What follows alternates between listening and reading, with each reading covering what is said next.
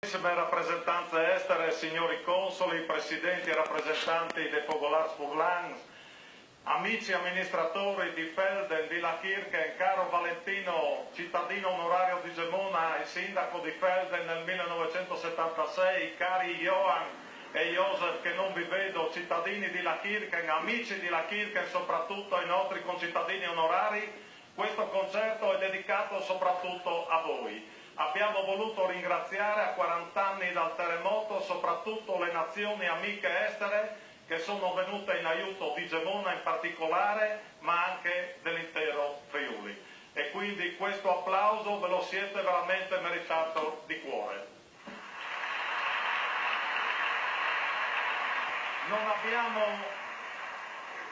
Non abbiamo dimenticato, infatti, anzi, oggi abbiamo reso omaggio al capitano canadese McBride, che 10 giorni dopo il tragico terremoto cadde col suo elicottero nella vicina Trasagis e perse la vita. Fu il primo soccorritore che perse la vita nel nostro Friuli. E a lui questa sera vogliamo veramente esprimere il nostro non solo profondo cordoglio, ma anche il più sentito grazie. Ma non abbiamo dimenticato neanche la presenza delle tante nazioni estere nel nostro Friuli.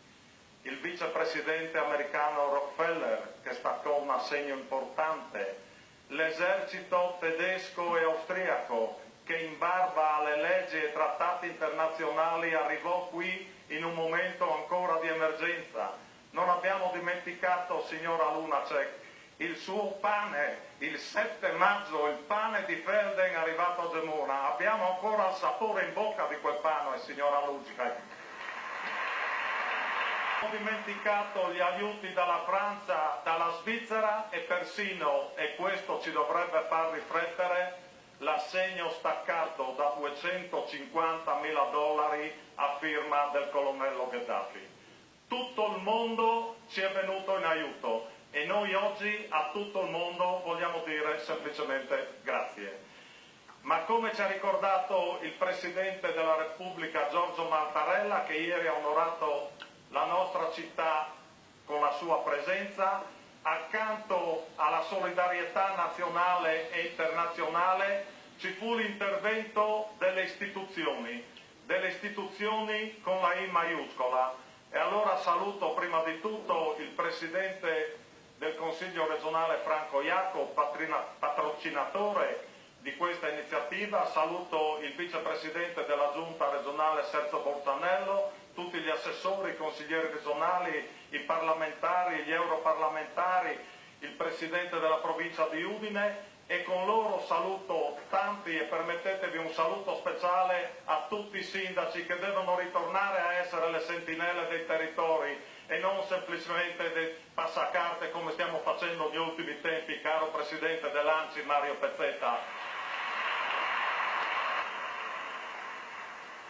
Rivolgo poi un saluto particolare e un abbraccio fraterno da amministratore a tutti gli ex amministratori ad ogni livello, ma in particolare agli ex sindaci che con gli attributi e con le loro lotte sono riusciti ad ottenere che i nostri paesi rinascessero dove erano e com'erano, in barba alla grande Udine. Grazie di vero cuore. Rivolgo poi un caro saluto a Sua Eccellenza Monsignor Mazzucato, rivolgo un caro saluto a tutte le autorità militari presenti, un caro saluto al comandante Giomi dei Vigili del Fuoco, un caro saluto a tutti voi che ci avete dato una mano a rinascere. Ebbene, cari ospiti, stasera quando uscite da questo Duomo, fermatevi a guardare un attimo la sua facciata maestosa, fermatevi a guardare il suo campanile ricostruito pietra su pietra.